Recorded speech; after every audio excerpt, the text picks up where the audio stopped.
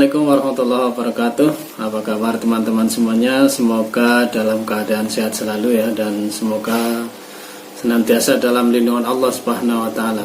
Baiklah teman-teman, pada kesempatan kali ini saya akan berbagi pengalaman tentang cara cepat menulis berita ya, karena di era serba online sekarang ini sangat dituntut kecepatan dalam menulis berita ya, terutama untuk media-media online ya. Kalau media harian sih terbitnya setiap hari di pagi hari, jadi masih tidak terlalu terburu-buru. Tapi kalau untuk berita online ini dibutuhkan kecepatan ya, karena ini harus bersaing dengan media-media online yang lain, dan sekali terlambat maka bisa basi berita kita dan bisa tidak dimuat oleh medianya. Nah, karena itu saya akan berbagi tips bagaimana supaya kita bisa cepat dalam menulis berita. Oke, simak video ini sampai tuntas.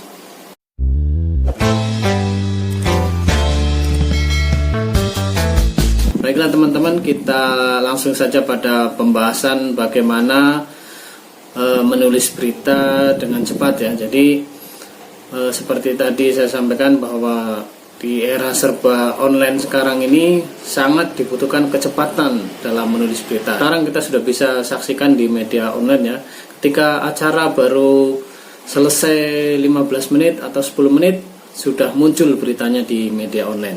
Nah, ini kan berarti wartawan itu sangat cepat sekali dalam menulis sebuah beritanya. Nah, ini apa sih triknya? Nah, ini jadi yang pertama itu,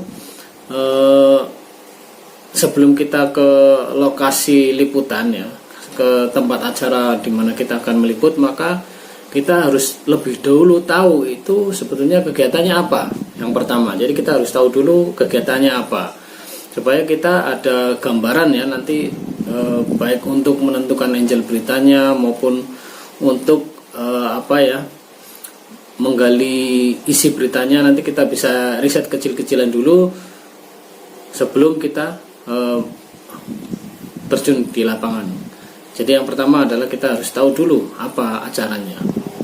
Yang kedua, setelah kita tahu apa itu acaranya, apa kegiatannya, maka kita yang kedua harus siapkan alat baik-baik. Mulai dari alat perekam, alat untuk ambil gambar, kamera, nanti ada alat untuk ngetiknya, alat tulisnya. Nah, ini harus dipersiapkan baik-baik. Nah, kalau biasa saya kalau ngetiknya itu langsung cukup dengan HP ya semuanya, karena ini di lapangan cukup dengan HP.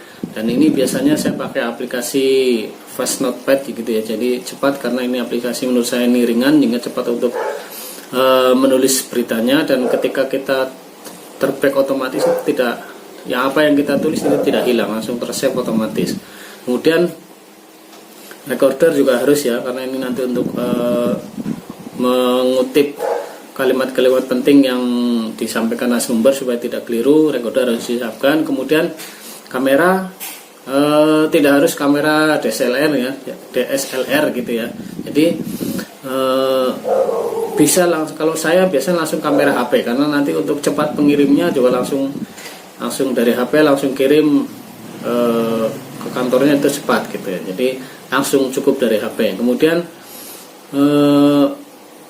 nanti seandainya banyak kutipan-kutipan yang perlu diketik langsung, itu juga kita harus catat baik. Dan seandainya itu statementnya itu panjang dan perlu diketik, maka kita juga perlu aplikasi untuk mendukung cepat ngetiknya itu. Nah, biasanya saya pakai aplikasi speak to text gitu ya. Jadi kita bicara langsung nanti jadi teks di HP, jadi cepat nanti untuk ngetiknya. Jadi itu alat-alat yang baik hardware maupun softwarenya ya kita persiapkan dengan baik supaya apa yang kita kerjakan semuanya menjadi cepat karena didukung oleh perangkat yang baik gitu ya. Itu yang kedua. Yang ketiga, setelah kita tadi tahu lokasinya, kemudian kita mempersiapkan alat, kemudian pastinya kita menuju ke lokasi itu harus sebagaimana pernah saya sampaikan di persiapan liputan, maka minimal 30 menit sebelum acara dimulai kita sudah sampai di lokasi. Nah, setelah sampai di lokasi, maka supaya kita nanti cepat mengetik beritanya, kita harus cari data awal dulu tentang siapa sih sumber beritanya gitu ya. Jadi sumber beritanya kita harus catat dulu, sumber beritanya siapa, jabatannya apa gitu ya, kapasitasnya apa dalam ketika nanti menyampaikan materi untuk beritanya gitu ya. Nah itu catat semua dulu, catat jabatannya, jangan lupa gelarnya ya, karena biasanya itu hal-hal penting yang tidak bisa dilupakan. Kemudian setelah kita catat, cari tahu informasi sumber beritanya, kita juga cari tahu sumber berita pelengkapnya, karena bisa jadi narasumber utama sebagai sumber beritanya itu belum datang. Kita cari sumber berita pelengkap, artinya yang orang itu kita bisa mintai data tentang siapa sumbernya, siapa, apa kegiatannya, tujuannya dan sebagainya, yang orang itu tidak jadi sumber beritanya nanti dalam berita, tapi bisa jadi sumber data kita ketika kita menggali data gitu. Itu sumber data pelengkap gitu ya, sumber berita pelengkap. Itu kita harus cari dulu, catat ya, catat yang penting-penting itu tadi. Nah kemudian kita langsung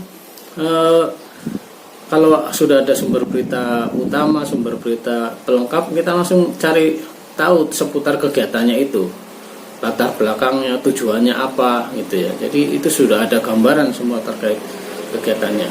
Ya, kita sudah bisa ada gambaran dan kita sudah bisa mencatatnya. Itu yang ketiga.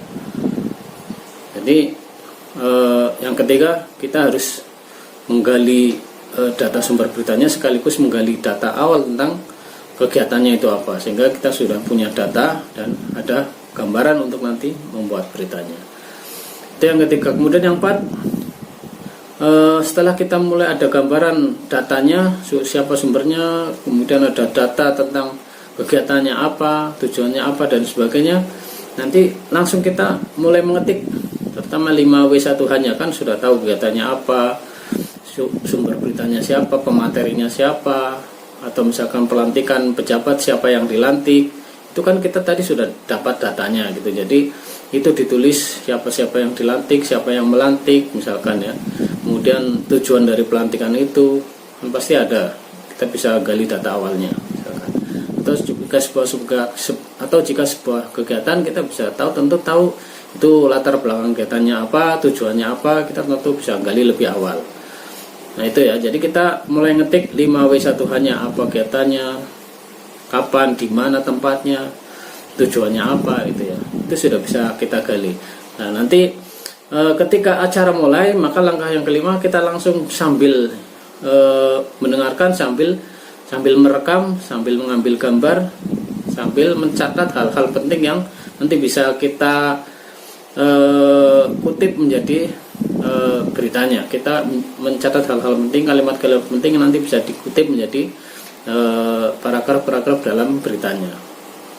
Jadi itu ya, jadi ketika sambil merekam, nanti misalkan ada statement penting itu di menit keberapa, kita seandainya kita statementnya panjang, kita cukup tandai itu di menit sekian, menit ke-10 misalkan, nanti sehingga kita buka rekamannya langsung di review langsung ke menit ke-10 supaya cepat gitu ya, sehingga cepat langsung kita mendapatkan statement inti yang akan kita tulis gitu. Jadi seperti itu ya. Jadi sambil mendengarkan, sambil meliput, sambil ngambil gambarnya, momen-momen yang penting nanti untuk menjadikan gambar pendukung gitu ya. Misalkan saat pelantikan atau saat pengambilan sumpah janjinya itu ya misalkan ya. Ini kita sambil mengambil gambar itu, sambil memperhatikan, sambil mendengarkan. Jadi seperti itu. Catat hal-hal penting yang sekiranya nanti kita bisa ambil menjadi data dalam berita, menjadi kutipan dasar melengkapi berita gitu ya. Itu yang kelima. Jadi setelah itu sudah kita langsung, tadi sudah ada data awal, kita sudah mulai tulis, kemudian setelah ada data-data penting kita sudah catat, maka setelah selesai acara sudah langsung kita tinggal melengkapi data-data yang pendukung yang penting tadi yang kita sudah catat. Jadi seandainya perlu rekaman juga langsung kita buka rekamannya, langsung kita catat sesuai dengan apa pernyataan dari narasumber. Jadi seperti itu ya. Jadi cukup 5 sampai 7 paragraf gitu, atau sekitar 25 sampai 35 baris gitu ya sudah cukup itu untuk berita online untuk bisa segera diterbitkan untuk meliput sebuah kegiatan gitu. Jadi seperti itu ya teman-teman. Jadi yang intinya jadi kita harus sebelum acara mulai kita sudah ada gambaran tentang kegiatan itu, sudah menggali data awal tentang kegiatan itu, dan ketika acara mulai kita langsung menulis sambil mencatat hal-hal yang penting. Kita juga sebelumnya sudah sambil menulis, sehingga ketika